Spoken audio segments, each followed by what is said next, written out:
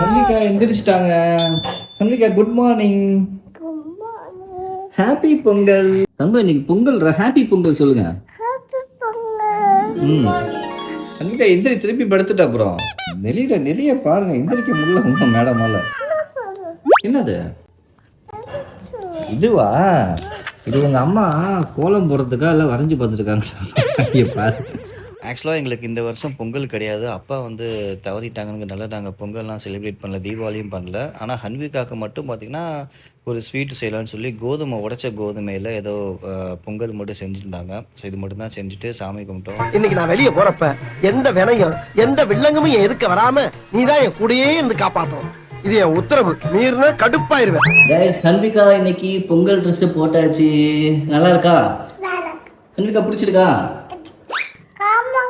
சக்கரை பொங்கல் எப்படா காரமா இருக்கும்? பாத்தியா, இப்படிதான் பொய் சொல்ற பாரு நீ. அது எப்படா காரமா இருக்கும், இனிப்பா இருக்குது? சாப்பிடாம இருக்கிறதுக்கு பொய். யார்கிட்ட கோலம் போடுது? ஹன்விகா பாய் போலாமா? கைஸ், இப்போ நாங்கள் எங்கே போகிறோன்னு பார்த்தீங்கன்னா வந்து ஒய்ஃப் ரொம்ப நாளாக என்கிட்ட வந்து டிஷ் வாஷர் கேட்டுக்கிட்டே இருந்தாங்க. அதான் உங்களுக்கு வந்து சர்ப்ரைஸாக வாங்கி கொடுக்கறதுக்காக போயிட்டுருக்கேன். ஸோ பொங்கல் ஞாபகமாக இன்றைக்கி வாங்கலாம் அப்படின்னு. கைஸ், பொங்கல் அதுமா சென்னை பாருங்கள் எவ்வளோ ஃப்ரீயாக இருக்குன்னு. நாங்கள் இது வாங்குறதுக்கு எங்கே வந்தோம் அப்படின்னா பூர்விகாவுக்கு தான் வந்திருந்தோம். உள்ளே நிறைய பிராண்ட் வச்சுருந்தாங்க. நாங்கள் வந்து பாஷ் தான் பார்த்துருந்தோம். 14 பிளேட்ஸ் உள்ளது. ரொம்ப நாளாக அதை வாங்கணும்னு சொன்னாங்க. எனக்கு என்ன டவுட்னா, இதில் பாத்திரம் விளக்குனா பர்ஃபெக்டாக விளக்குமானுங்கிற ஒரு சந்தேகமாக இருந்துச்சு. ஆனால் நிறைய பேர் ரிவ்யூ போட்டிருந்தாங்க, சூப்பராக இருக்கும் அப்படின்னு சொல்லிட்டு அந்த ஒரு நம்பிக்கையில் வாங்கியிருக்கோம். கொஞ்ச நாள் யூஸ் பண்ணி பார்த்துட்டு எப்படி இருந்துச்சுங்கிறத உங்கள்கிட்ட வீடியோ ஷேர் பண்ணுறேன். கைஸ், கம்ப்ளீட் வீடியோ நான் போடுறேன், மறக்காம செக் பண்ணி பாருங்க. எல்லாருக்கும்